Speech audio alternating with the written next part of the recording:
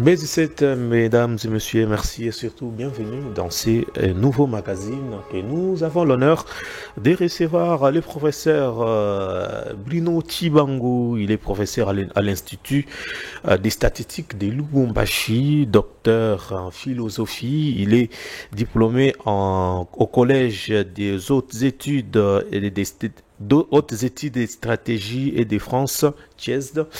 Il était DGA et DGAI honoraire de l'ANAPI. Il est président fédéral de l'IDPS Tshisekedi à Lubumbashi, cadre de l'IDPS depuis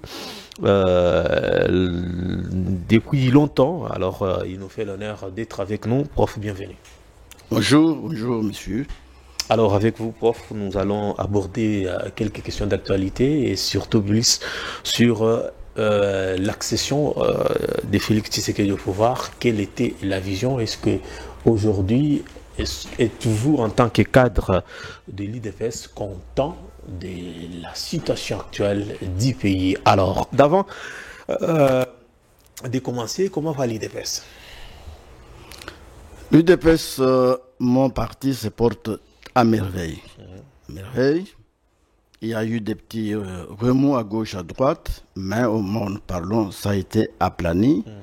Le secrétaire général et président du parti, monsieur Augustin Kabuya, est là. Il assume bien ses fonctions. Et il y a un congrès qui se prépare sur recommandation du président de la République, qui est notre autorité de référence. Alors, je pense que d'ici au 14 décembre, ce congrès aura bel et bien lieu. Donc, en gros, l'UDPS se porte à merveille. Au moment où nous parlons avec vous... Rassurez les Congolais que oui, les fils de Tienne Tshisekedi se sont mis d'accord pour rénover l'image. Exactement, parce que ce n'était pas aussi bon de constater que nous étions plus ou moins divisés, dans la mesure où il y a eu ce que j'appelle les brebis galeuses, qui étaient déjà partis, qui redoutaient, n'est-ce pas, l'autorité du secrétaire général, M. Augustin Kabuya, mais qui, après l'intervention de l'autorité de référence, qui est le président de la République, Félix-Antoine Tshisekedi, se sont ressaisis pour revenir, et cette fois-là, avec l'intention d'organiser un très bon congrès d'où sortira de nouveaux textes qui vont régir le parti. Alors, pas pour faire partir l'un ou l'autre, mais tout le monde sera là et tout le monde sera autour d'une table pour construire l'UDPS et soutenir le pouvoir en place, parce que c'est notre pouvoir, c'est le pouvoir de l'UDPS. Il faudrait, n'est-ce pas, qu'il soit soutenu par l'UDPS à travers, n'est-ce pas, ses autorités. Non, quand je parle des autorités, ce sont tous les organes de l'UDPS soudés et derrière le président de la République. Voilà. Merci, on garde Augustin Kabuya. Alors, oui. Prof, vous accédez de manière ramassée, parce que nous voulons faire comprendre à ceux qui nous suivent que vous êtes doyen. Vous êtes doyen à l'IDPS, vous n'êtes pas arrivé hier. Alors, vous arrivez quand à l'IDPS pour une petite histoire, dans une minute, de manière ramassée? Bon, il faut dire que je suis à l'UDPS depuis 1988. Juste quand ça mijotait encore avec les 13 parlementaires, notamment le président Tshisekedi, Joseph Ngalula, Kebasa Maliba et j'en passe. C'est-à-dire il y en a 13. Et même quand ils étaient déjà en prison, ils ont recruté aussi des gens et ce sont ces gens-là qui ont fait que les fondateurs de l'UDPS arrivent à atteindre le nombre de 18. Mais selon nos statuts, quand un fondateur meurt, son épouse la remplace. Okay. Donc, il faut dire que, tel que vous la voyez là-bas, Maman Marthe Tshisekedi est fondatrice de l'UDPS et elle joue toutes les fonctions, tous les rôles qu'il lui faut pour que le parti soit intact, pour que le parti vraiment ne puisse pas s'est déchiré comme on avait tendance à les constater. Donc nous ne voudrions plus de ça. Et Voilà. c'était quoi la lutte à cette époque, prof? Est-ce que la lutte a changé aujourd'hui par rapport au régime et circonstances? Non. Parce qu'on a l'impression qu'il devait est fatigué, il a lâché prise. Non, l'UDPS n'est pas fatigué. L'UDPS est au pouvoir. Vous voulez qu'il combatte encore qui? Ok. À l'époque, nous étions dans l'opposition. Et notre opposition, c'était contre la dictature successive, des dictatures successives, disons, des dictatures qui se sont succédées depuis Mobutu au petit Joseph Kabila. Oui. Alors nous n'avons pas voulu de cette dictature-là. Et Dieu aidant, et grâce à notre lutte, nous avons quand même conquis le pouvoir. Nous n'avons pas eu le pouvoir, nous l'avons conquis des hautes luttes. Et celui qui est là aujourd'hui, c'est le président de la République, c'est notre produit, c'est notre fils. Donc le fils de l'UDPS qui est président de la République. Nous ne pouvons pas faire autrement que de les soutenir. Et j'invite d'ailleurs tout le monde, tous les Congolais, compte tenu de ce qu'il est en train de faire, parce qu'il est dans l'idéologie de notre parti depuis sa création. Il est dans cette idéologie-là, il est dans cet idéal-là. Quel est cet idéal?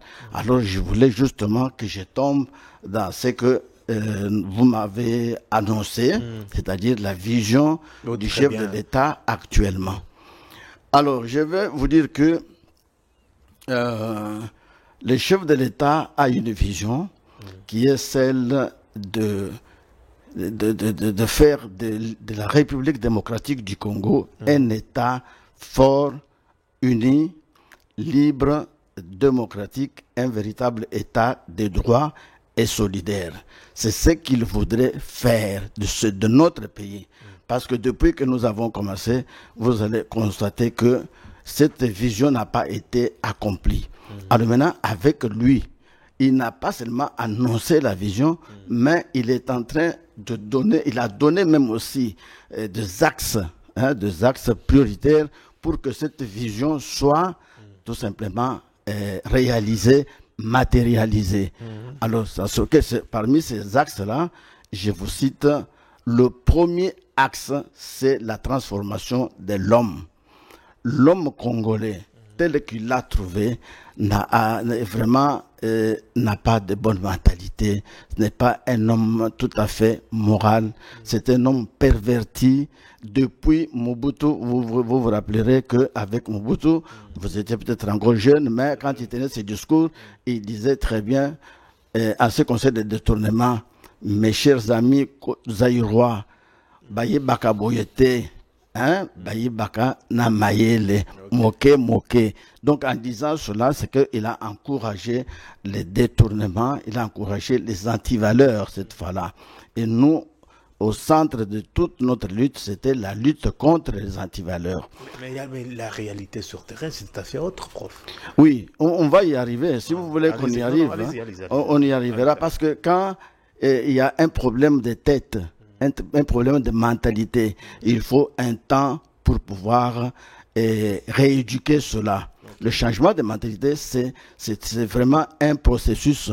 Ça ne peut pas se passer en un seul coup, ou bien par un coup de baguette magique, jamais du tout.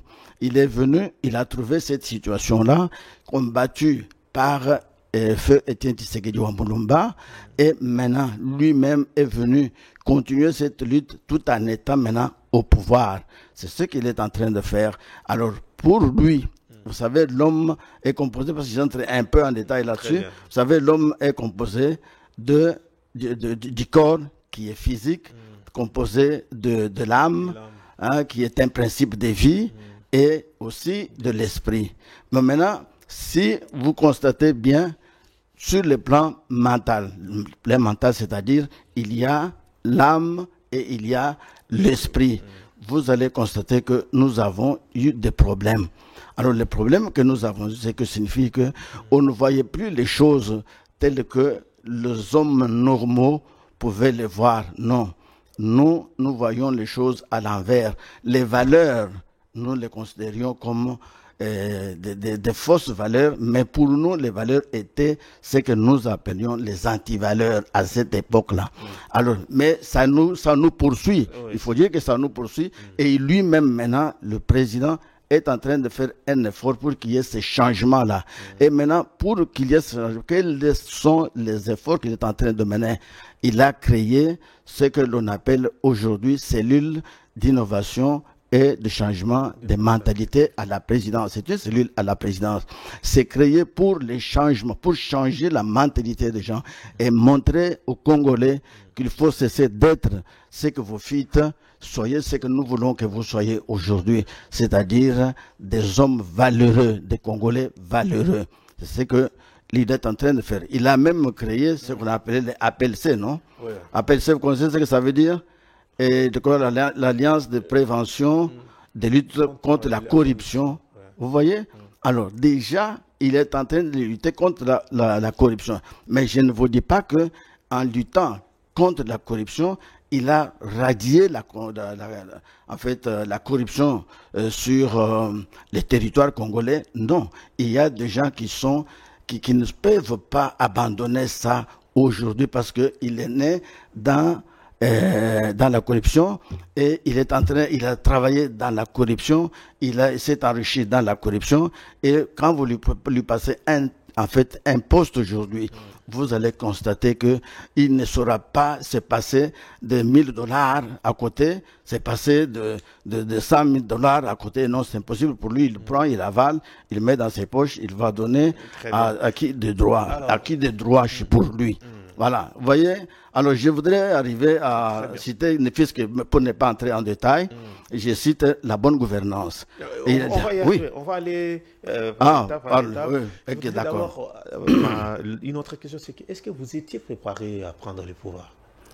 Avec tout ce que nous voyons comme difficultés, problèmes, est-ce qu'IDPS était-elle vraiment... Mais nous avons lutté pendant plus d'une trentaine d'années. Et nous luttions pour exercer les pouvoirs. Comment nous ne devrions pas y être préparés? Être préparé, il n'y a pas une école pour ça. Okay. Est-ce qu'il y a une école quelque part pour préparer les gens qui doivent diriger? Ça n'existe pas. Peut-être quelque part là-bas on parle d'une école nationale, donc en France là-bas école nationale d'administration, tout ça. Bon, d'accord, mais quand il va prendre les pouvoirs, il y a des réalités de ce pouvoir-là. Aujourd'hui, nous avons pris le pouvoir. Nous sommes avec le président Félix Antoine Tshisekedi Tshilombo, qui me dira qu'il n'a pas été préparé pour exercer le pouvoir. Moi, je crois qu'il exerce mieux que quiconque. Alors, mieux que celui qui est sorti, je ne sais pas, d'une grande université quelque part, parce que, ça, je vous l'ai dit, il y a un grand savant qui a dit ceci, qu'il n'y a pas une école où on apprend à diriger. Il n'y en a pas. Alors lui aussi, et là, c'est un modèle, effectivement, vous allez le constater qu'il n'a pas dirigé quelque part, mais il est à la tête d'un si grand pays, mais il dirige très bien. Pour moi, il n'y a pas de problème du tout. Il faut savoir que je suis du pouvoir. Ok. On prend d'abord les secteurs, on prend d'abord sur le plan politique. Oui. Avec tout ce qu'il y a eu comme alliance avec FCC-CAJ jusqu'à aujourd'hui. Qu'est-ce qu'on peut retenir sur le plan politique? Nous allons prendre sur le plan économique, sécuritaire, ainsi de suite. D'abord sur le plan politique. Qu'est-ce que Félix Tshisekedi a marqué comme point? Sur le plan politique, il a d'abord montré qu'il a la volonté politique de changer les choses en République démocratique du Congo. Cette volonté politique, que j'appelle cette volonté de puissance, et même la puissance de la volonté, vous allez constater que ça va se manifester dans la diplomatie. Il a mené une diplomatie fantastique, une diplomatie pragmatique, une diplomatie de diplomatie. C'est grâce à cette diplomatie qu'aujourd'hui la guerre de l'Est stagne. Ça stagne, et il n'a pas pris les armes, et nous avons, vous connaissez très bien, et ce n'est pas vraiment à cacher, nous avons eu une armée fortement infiltrée volontairement par les Rwandais, par les biais maintenant de son gouverneur qui était ici, Joseph Kabila. Parce que pour Kagame, la République démocratique du Congo n'était pas une nation à part entière. C'était juste une de ces provinces où il avait tout déjà planifié et il avait tous ces gens qu'il fallait et placer à des postes importants pour pouvoir le ravitailler. Et il venait prendre de l'argent, et vous le savez très bien, et des 65 millions, on l'a dit, et qu'on rapatriait à chaque instant, en fait, au Rwanda. Tout ça, je crois que vous le connaissez. Alors, je vous ai parlé de la diplomatie, je vous ai parlé de la volonté politique, je voudrais aussi vous parler de ce qui se passe à l'Est et comment il s'y est impliqué grâce à la diplomatie et non pas grâce aux armes, à la diplomatie tout court. Et quand il commençait déjà son travail, vous avez vu qu'au lendemain, il a commencé déjà les périples héros américains. Et c'est pourquoi c'était juste, non, pas, oui, je peux dire même pour faire asseoir le pouvoir, et aussi pour permettre à notre pays d'accéder maintenant au concert des nations. Parce qu'à un certain moment donné, notre pays était complètement isolé. Vous allez à l'extérieur, dans des forums, et vous allez trouver une chaise, on a écrit là-bas la RD Congo, mais quand vous regardez, celui qui est là a une autre morphologie qu'un véritable Congolais.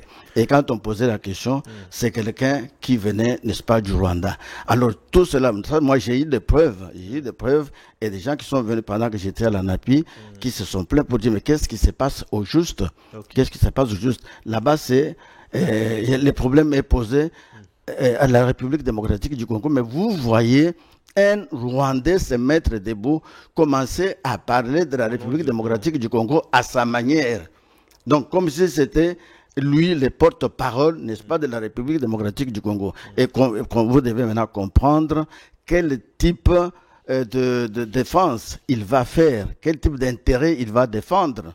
Quelqu'un comme un Rwandais, je veux dire, qui doit parler de la République démocratique du Congo. Ce sont les intérêts du Rwandais qui devaient, n'est-ce pas, défendre.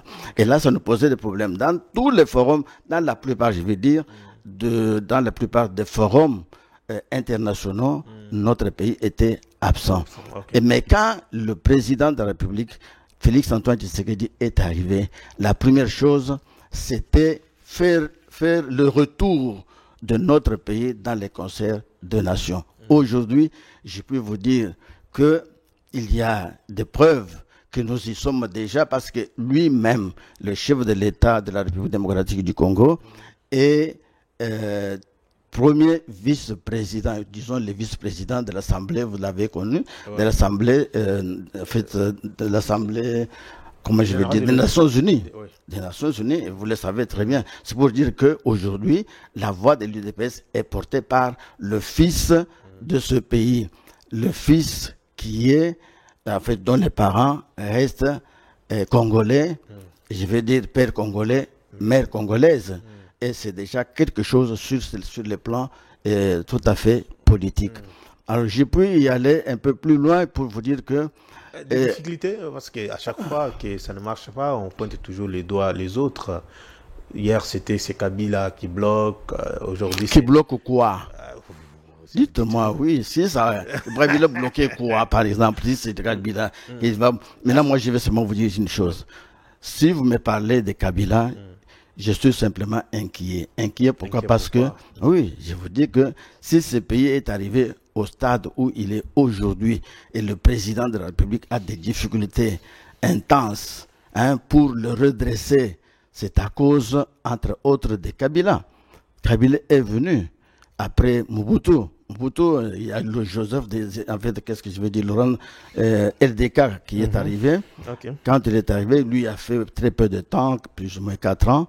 Il est parti, je ne peux pas parler de lui, mais celui qui a pris 20 ans. Il n'a pas fait 18 ans, il a pris 20 ans. Parce qu'il a fait 2 ans de manière illégale, parce qu'il tenait coûte que coûte à aller au-delà de la Constitution. Et vous le savez très bien, mais aujourd'hui, j'apprends qu'il a créé quelque chose là-bas. Et oui, Sauvon, je ne sais pas quoi. Mais lui ne pouvait pas aller loin que être à côté du pasteur Coutinho. Hein. Il n'est pas allé très loin, mais il ne savait pas pourquoi Coutinho avait créé les Sauvons, les Congo, et lui-même a fait de Coutinho son prisonnier privé, mais il croyait, je comprends maintenant qu'il était d'accord avec ce que faisait Coutinho, parce qu'aujourd'hui, il est aussi à l'extérieur, il est en train de faire la même chose. Qu'est-ce que je veux dire? C'est un assassin bien connu. Kabila, c'est un assassin bien connu. C'est un mauvais gestionnaire.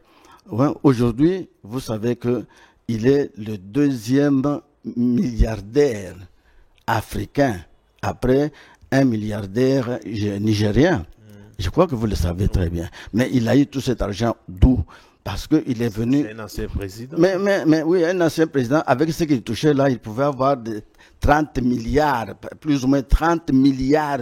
Vous comprenez, 30 milliards, ça ne vaut même pas notre pays.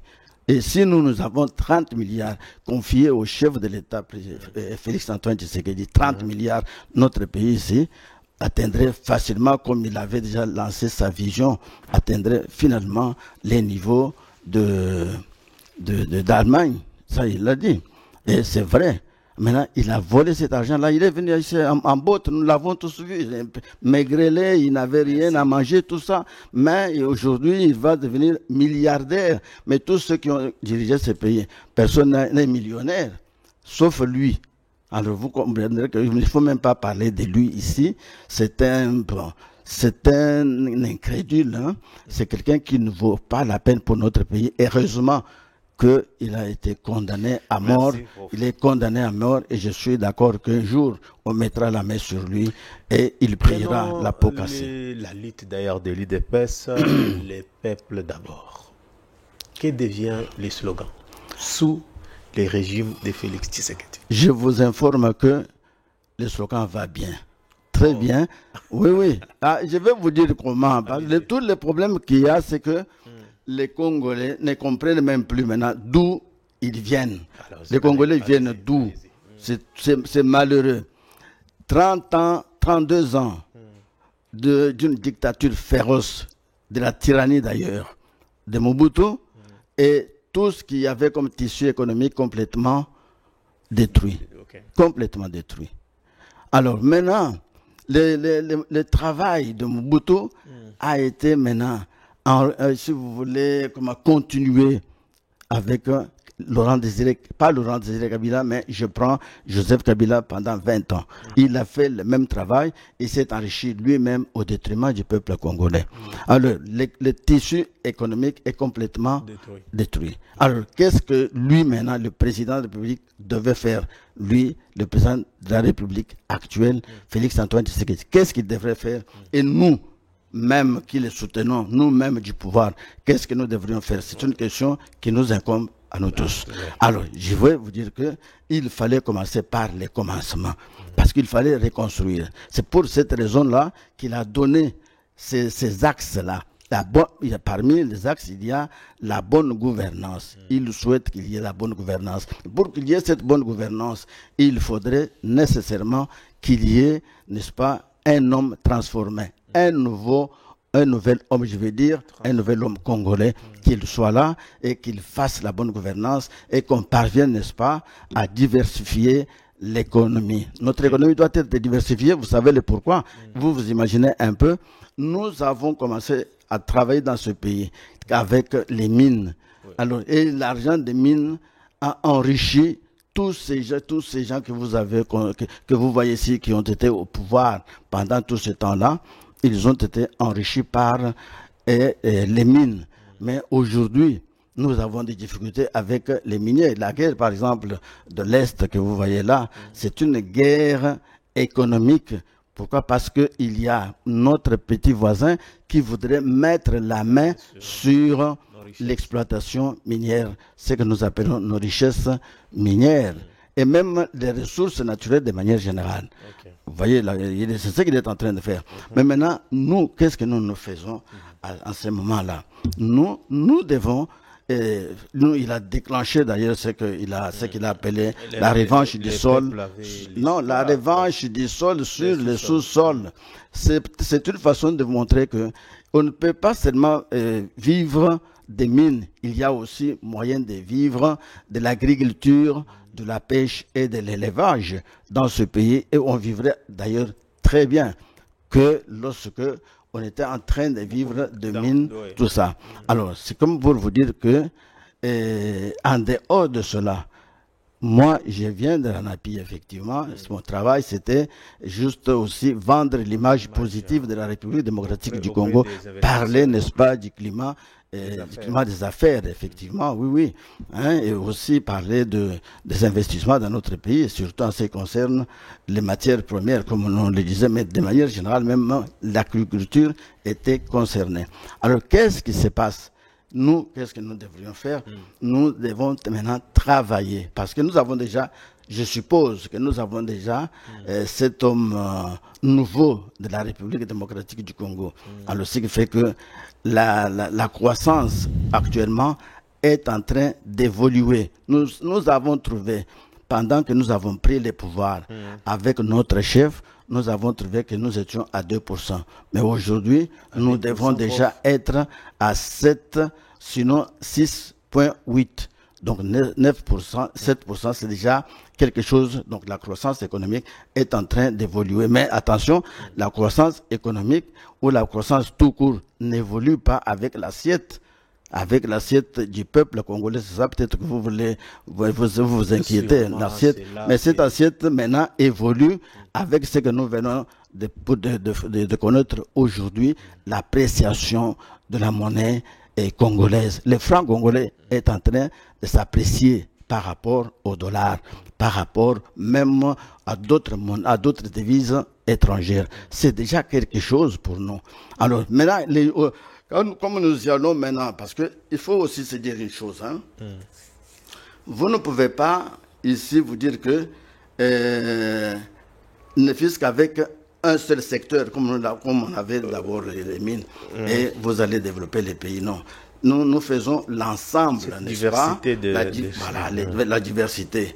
La diversité, c'est-à-dire on touche à l'économie, on touche au social, hein, si vous voulez. On touche aux mines, on touche à l'hydrocarbure, on touche à l'infrastructure, on touche à tout ça dans l'ensemble, hein, ça va constituer ce qu'on appelle le développement durable. Et c'est important, et sur le plan politique, c'est ce que nous avons fait, et c'est ce que nous sommes en train de le faire.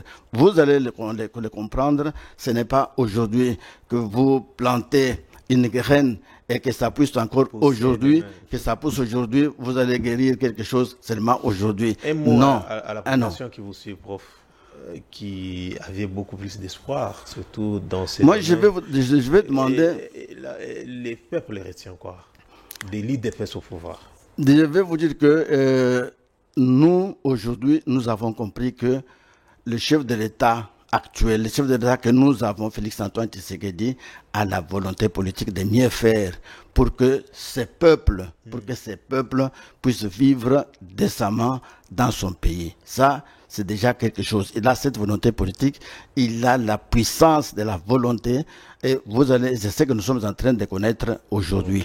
Aujourd'hui, nous parlons de l'appréciation du franc congolais, c'est déjà beaucoup, parce que ça ne pouvait pas s'imaginer cette manière-là, parce qu'il y a des gens qui sont aujourd'hui des vrais économistes, qui ont des diplômes, des docteurs en ceci, des experts en cela, qui sont en train encore de douter de l'appréciation de franc congolais, estimant que c'est de l'aphrodisiaque, hein, c'est un peu factice.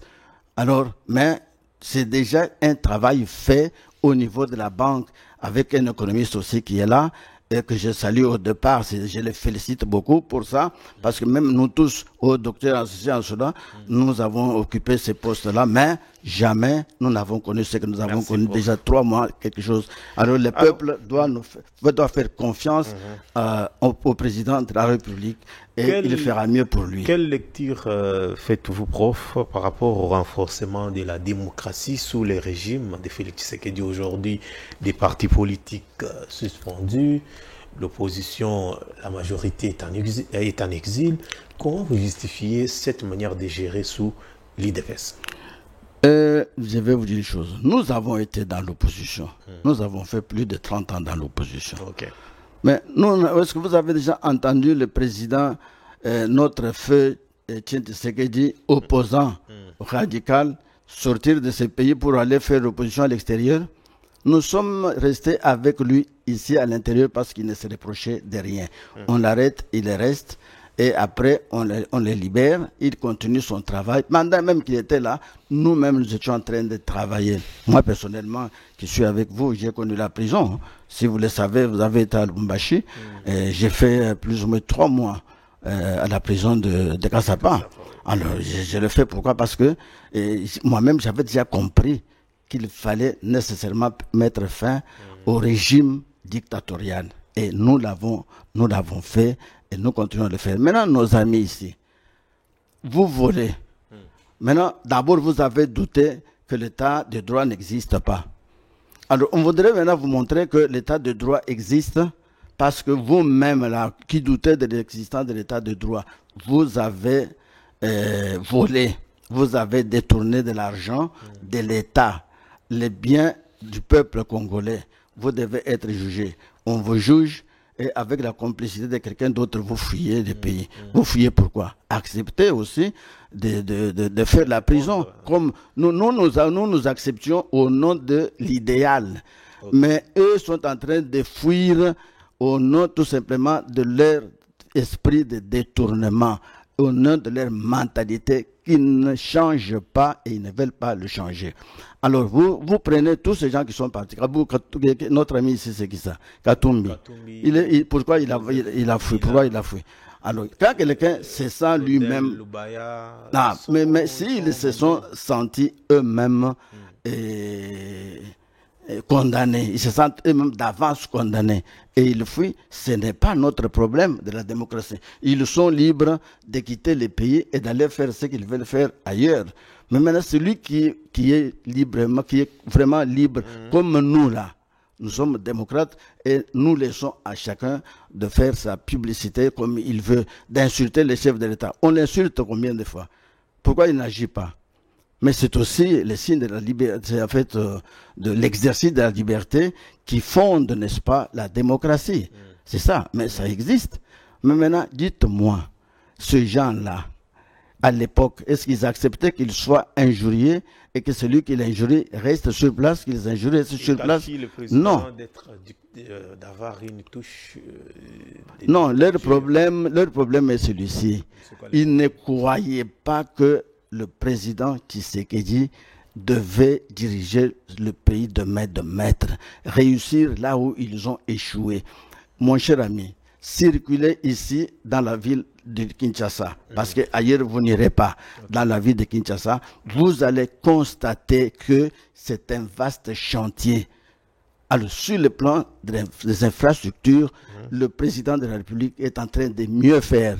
Et je voudrais même, maintenant sur le plan de l'éducation, la gratuité de l'enseignement, qui bénéficiait gratuitement à Ambongo et Chole. Ça leur bénéficiait parce qu'ils avaient de l'argent, ils volaient de l'argent des parents. Maintenant, quand le président de la République vient, il applique une disposition constitutionnelle et alors cette disposition leur arrache les quelques miels qu'ils avaient. Alors maintenant, ils commencent à l'attaquer, ils deviennent cette fois-là des opposants en soutane, comme son Excellence Mbemba le dit. Alors, et puis maintenant, ils les réduisent, leur église, en une secte, si vous voulez. Alors, donc, c'est tout malheureux. Hein? Les chefs de l'État avaient promis de restaurer l'autorité de l'État. Est-ce aujourd'hui un objectif atteint? Mais il veut bien restaurer. Il est en train de chercher à restaurer l'autorité de l'État. Mais vous ne voyez pas que les gens sont en train de fuir d'eux-mêmes. Parce que lui, il a l'air d'être de ne rien voir, hein? Mais il voit très bien. Et quand il veut sanctionner, c'est très sérieux. Le premier qu'il a sanctionné entre nous, c'est Kabila, hein? Parce qu'il est condamné à mort pour des faits qui sont avérés. C'est un rebelle. Mais maintenant, les autres, les Matata, sont partis. Vous savez pourquoi? Ils ont détourné de l'argent. Si vous pouvez me compter d'autres, ils l'ont insulté, ils ont fui comme les Frank Jong et autres. Alors, et Frank Jong qui l'avait poursuivi. Personne.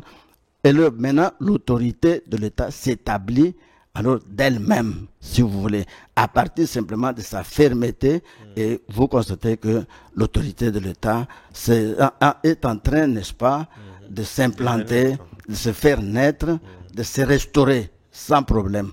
Donc, je vais vous garantir que ça va aller. Parce qu'on parlait de l'autorité de l'État, quelle est votre lecture par rapport à l'insécurité que la République est en train de traverser? Moi, je vais vous dire que il y a le problème de l'insécurité urbaine et il y a le problème de la guerre à l'Est.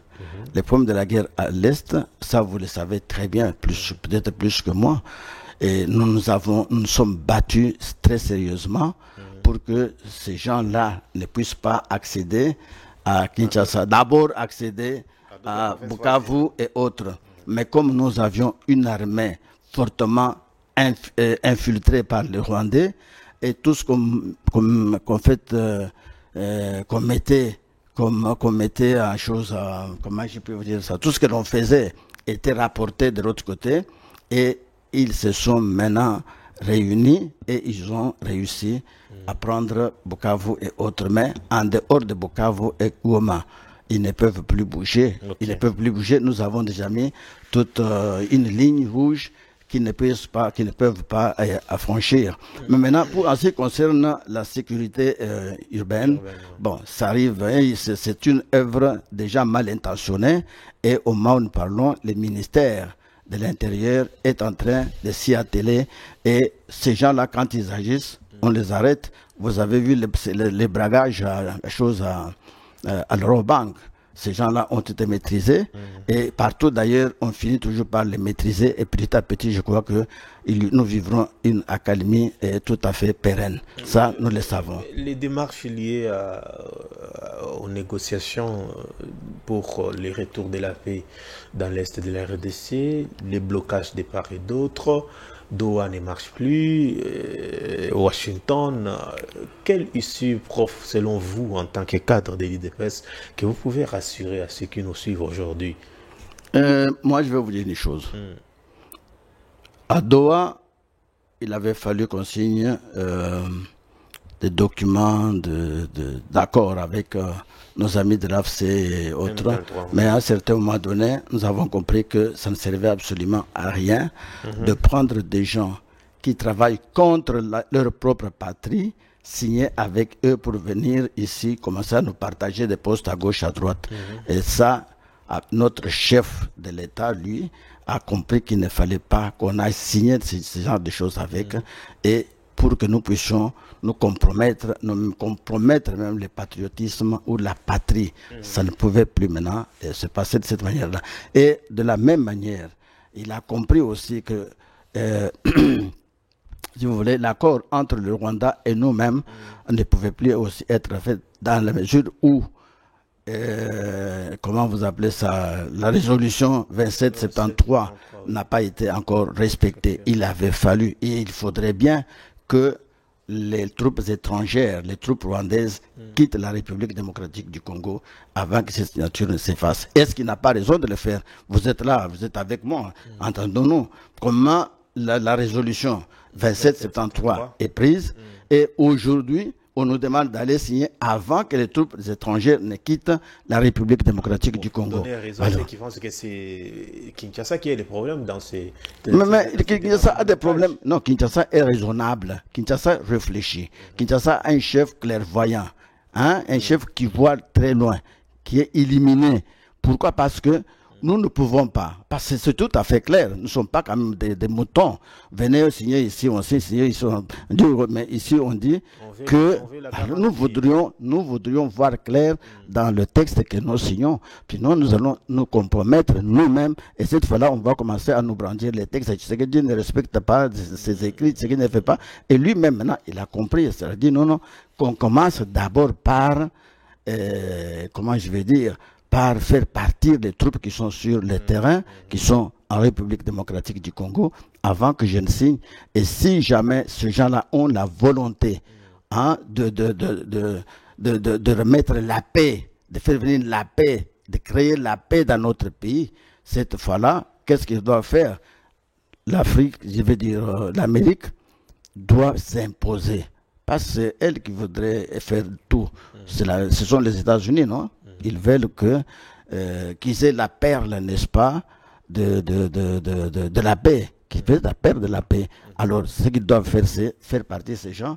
Nous allons signer, nous allons nous embrasser, et sur place, on va voir ce qui se passe. Ils nous demandent qu'il y ait d'abord un dialogue à l'interne avant d'aller au niveau. Mais le dialogue, mais comment nous allons commencer le dialogue en interne quand les accords principaux ne sont même pas encore signés? C'est anormal. Et maintenant, de quel dialogue s'agit-il? Si vous voyez très bien, mon cher ami, c'est très compliqué. Hein? Nous avons des gens inconscients, des Congolais inconscients, des Congolais apatrides. Ils sont Congolais mais apatrides, qui ne comprennent pas l'essence de du patriotisme. Comment voulez-vous, mon cher frère, qu'aujourd'hui, que vous soyez pro l'agresseur, vous êtes proche de Kagame, vous êtes gagamiste, je vais dire, vous êtes gagamiste. Tous les qui se disent opposants, ou que moi j'appelle oppositionnistes, tous ces gens-là, ils sont pro-Kabila. Pardon, je veux dire, ils sont pro-Kagame. Maintenant, quand nous allons nous retrouver avec eux, c'est pour créer quoi? Pour les résolutions qu'ils vont prendre pour eux, ça sera toujours en faveur de Kagame. Dites-moi un peu. On voudrait maintenant nous ramener. Non, attention. Il n'y a pas de cohésion. Cohésion, c'est un problème avec. Le président de la République a un problème avec qui? Dites-moi, il a un problème avec qui? Il a un problème avec Kagame et tous ceux qui sont derrière Kagame. Et parmi ceux qui sont derrière Kagame, il y a le fameux Nanga qui est là-bas. Hein, il y a Bissimo, je ne sais pas Bissimo ou quoi. Et ici, il y a l'église catholique. Cette église catholique qui est devenue comme Kitawala là-bas, une secte politico-religieuse.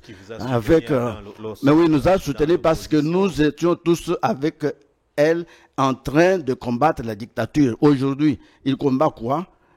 Avec un président élu, bien élu, à plus de 70% de points, si vous voulez, avec distinction. Quel est maintenant leur problème? Qu'ils puissent organiser les dialogues et mettre fin au mandat constitutionnel? Est-ce que vous trouvez ça normal avec les gens qui se disent qu'ils sont des lettrés? Effectivement, ils sont des lettrés, ils ont étudié, ils parlent bien leur français, mais je vous dis que dans l'en-dedans de ce qu'ils sont, ce sont des gens qui sont foncièrement contre le président de la République et ils ne peuvent pas accepter que le président de la République, ils ont combattu à partir même de l'élection de Kabila à la CENI. S'il vous plaît, je vais y arriver. Je vais y arriver parce que vous devez comprendre ça. Les gens ici, donc les gens de cette fameuse église catholique-là, les Ambongo, les Chole, les Muteba, ils ont combattu Kadjima ici, un homme fortement expérimenté en la matière des élections, électorales si vous voulez bien, mais ils l'ont combattu. Pourquoi? Parce qu'il était kassaïen et ils ont appris qu'il était proche du président de la République, comme si dans ce pays, Kabila n'avait pas eu un président qui était son proche ou son soi-disant frère, qui est Mulunda. Mais il n'y avait pas eu de problème. Mais pour lui, il y avait déjà des problèmes. Heureusement qu'ils ont été mis en minorité par les autres communautés religieuses. Et c'est ainsi que Kadjima est là. Tous, vous comprenez déjà. Donc leur problème, c'est la personne de Tshisekedi, parce qu'il est Moulouba. Alors il ne peut pas diriger ce pays. Comme vous comprenez les gens de cette façon, avec cette façon de comprendre la chose. Et c'est pour même cette raison qu'ils viennent avec leur fameux pacte social sur les biens vivre. Donc c'est tout simplement une illusion qu'ils veulent nous faire monter. C'est un titre que j'appelle naïf, tout simplement. Ils croient que nous sommes naïfs pour que nous puissions accepter que la Sengo dirige, n'est-ce pas, un tel dialogue dit national. Non, le dialogue ne peut être dialogue que si le chef de l'État lui-même le dirige. Dans les cas contraires, il n'y aura pas de dialogue. Et je ne vois même pas personnellement l'importance de ce dialogue-là, dans la mesure où lui-même est élu et son mandat court. Son mandat court. Le préalable pour le dialogue. Le préalable pour le dialogue, que le président lui-même l'accepte, et aussi que son mandat termine. Son mandat qui est constitutionnel doit prendre fin. Si c'est en 2028, ça va. Hein? Vous voulez glisser aussi? Glisser? Nous n'allons pas glisser. Je vous dis que nous... Vous voulez convoquer les dialogues après le mandat de Félix Tshisekedi? Mais non, je vais vous dire ceci. Même si nous arrivons un peu vers la fin, là, s'il y a moyen, on le fait. Mais attention, si le président de la République a bien travaillé et que le peuple congolais accepte qu'il puisse continuer, vous allez dire non. Parce qu'après tout, le pouvoir vient du peuple. Hein. Alors, si maintenant le peuple lui-même dit non, continuez, vous avez très bien préparé, qu'est-ce que nous allons faire? C'est votre argument pour justifier les glissements, les après. Si vous estimez que nous pouvons glisser, ça peut être l'argument. Hein. Ça peut être l'un des arguments d'ailleurs. Ça peut être l'un des arguments. Parce que, avec ce que nous sommes en train de... Je vous ai dit d'abord sur le plan des infrastructures, sur le plan de l'éducation. Voilà. Prof, est-ce que vous êtes de ceux qui pensent que Félix Tshisekedi est beaucoup plus mal entouré? Le président de la République mal entouré, c'est une question qui... Vous avez parlé de la volonté politique d'échanger les choses. Mais pourquoi ça traîne jusqu'à quand? Qui vous a dit que ça traîne? Parce qu'au moment où nous parlons, je vous ai dit que aller sur les chantiers n'est plus que du point de vue infrastructurel. Aller sur les chantiers, vous allez voir que les routes se construisent, les avenues se construisent partout et en béton armé parce que lui-même s'appelle Fachi Béton. Vous comprenez déjà ça. Alors maintenant, qu'est-ce que vous voulez encore? Aller sur le plan éducationnel. La qualité de l'enseignement est là. Les écoles se construisent sans problème. Aller au niveau de la santé. Il y a la couverture santé universelle. Il y a la gratuité de la maternité. Qu'est-ce que vous voulez que l'on dise? On est en train d'aller petit à petit et les gens qui n'ont pas encore compris les comprendront. Souvent, je donne cette image ici. Je me dis ceci. Pourquoi les gens ne comprennent pas encore que Félix Antoine Tshisekedi n'a pas encore travaillé? C'est parce que il s'est retrouvé dans un puits creusé depuis 55 ans. D'ailleurs, même depuis 60 ans. Alors, ce puits est tellement profond que je prends souvent 1000 mètres, 1000 kilomètres de profondeur. Et lui-même vient. Il voudrait, n'est-ce pas, le rembler. Imaginez-vous. Il va prendre combien de temps? Et s'il a déjà fait 30%, est-ce que vous allez comprendre que le travail est en train d'être fait? Non. Il faudrait qu'il fasse peut-être 60%, de telle sorte que quand vous inclinez, que vous puissiez voir que non, c'est en train de venir. C'est ce qui se passe actuellement. Il est en train de travailler. La vastéité, n'est-ce pas, du pays fait que l'on ne puisse pas s'en apercevoir. Mais chacun, là où il est, sait qu'il y a des travaux qui se font. Par exemple, la construction des bâtiments administratifs, la construction des écoles, la construction des universités. Ça fait déjà plus ou moins 6, alors que les Belges étaient ici, ils nous ont laissé que 3 universités qui étaient déjà délabrées. Et au moment où nous parlons, il est en train de les réfectionner, de les réhabiliter. Entre-temps, il en construit d'autres. Alors, je ne sais pas vous les citer, mais je peux y aller un peu vite pour vous dire qu'il y a Mbushima, il y a Kananga, il y a Bunya, il y a Kikwit, il y a... Ituri également. Il y a Ituri déjà. Bon, vous comprenez déjà que c'est déjà un travail qui est en train d'être bien fait. Alors, cette fois-là, vous allez demander au peuple congolais de l'abandonner pour qu'on puisse prendre un parvenu quelque part qui viendra cette fois-là remettre tout en question et maintenant recreuser, n'est-ce pas, les puits là-bas pour que nous remettre toujours vers le fond. Non, je crois que il faudrait les laisser d'abord travailler. Merci. Même en 2028, là, on va d'abord examiner s'il peut partir, oui ou non. Qui doit examiner? C'est le peuple. Par le biais de qui? Ça peut être nous-mêmes de manière référendaire ou alors les membres de l'Assemblée, nos délégués qui sont au niveau de l'Assemblée peuvent, n'est-ce pas, juger et lui octroyer un autre mandat. À cette fois-là, ne dites pas non, tout ça. Non, mais cette fois-là, nous allons commencer par changer. D'éterniser Félix Tshisekedi au pouvoir. Mais oui, effectivement, si c'est possible, nous pouvons nous éterniser au pouvoir pour aider l'autre pays, notre peuple, notre pays à se développer. C'est important. Sinon, nous ne connaissons pas la valeur de celui qui viendra. Il pourrait venir pour détruire, comme Mobutu était venu pour détruire le travail qui était fortement bien fait par Joseph Kasavubu. Vous le savez, non? Joseph, l'homme les plus éthiques, si vous voulez, les plus morales que nous avons connu parmi les présidents de la République, c'était Joseph Kasavubu. Mais quand il est venu, il a détruit cette valeur pour nous mettre maintenant, qu'est-ce que je peux dire, nous mettre dans les antivaleurs jusqu'à ce jour. Pas jusqu'à ce jour, hein, parce que nous sommes en train déjà de combattre cela. Et voilà, ce que moi je peux vous dire, nous pouvons facilement changer cette constitution parce que c'est une constitution de belligérants et vous le savez très bien. C'est grâce à cette constitution qu'on est en train maintenant de nous attaquer à l'Est. C'est toujours grâce à cette constitution où quand vous verrez les pro-kagamistes là-bas en train de défendre pour dire non, l'article 217 dont on parle là-bas, c'est comme ça que c'est dit au niveau de l'OUA, de l'UA. Non, nous ne dirons pas ça. Nous sommes là et je vous informe que nous demandons à notre peuple de soutenir les chefs de l'État, de soutenir les pouvoirs en place et ce pouvoir est en train de mieux faire pour que ce peuple vive mieux. Voilà. Merci beaucoup, Prof Bruno. Alors, un message à tous les fils d'Étienne Tshisekedi Mulumba qui sont déjà prêts pour les concrets. Oui, quand vous parlez maintenant des fils, je vois les combattants de l'UDPS. Nous devons être prêts, nous devons soutenir le chef de l'État. C'est notre pouvoir. Et dès que nous allions avec ce pouvoir jusqu'à même à l'arrivée de Jésus-Christ, comme l'autre fois, il y avait quelqu'un qui l'avait dit, mais qui se contredisent aujourd'hui. Qui se contredit aujourd'hui, non? Ces fils-là, apparemment, sont abandonnés par Félix Tshisekedi. Qui vous a dit ça? Nous, attention. Vous nous abandonnez. Qui nous a abandonnés? C'est le Père. Le Père n'abandonne jamais ses fils. Nous savons pourquoi il est en train de travailler. D'abord, ceux qui n'ont pas vu clair, qui ne comprennent pas l'essence de la lutte. Ce sont ces alliés qui se retrouvent.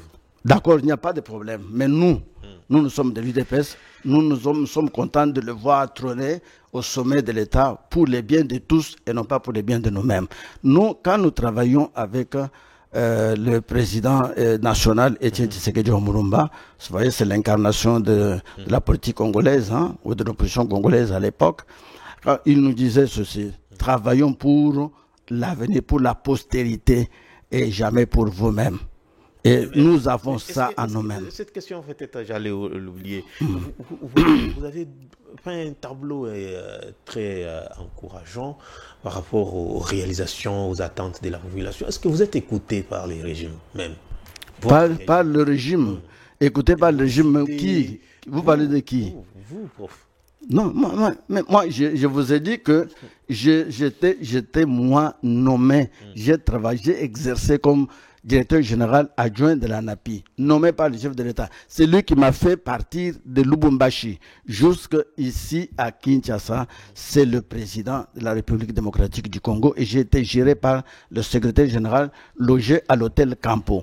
Et après ça, quand mon DG a été nommé, c'est lui le DG, celui directeur de cabinet actuellement, M. Kinzo a été nommé, j'ai fait l'intérim pendant, je vais dire, 6 mois.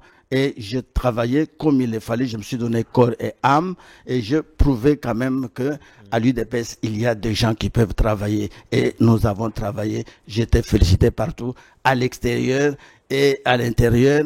Personne n'a dit qu'à l'ANAPI, ça n'allait pas. Ça allait très bien.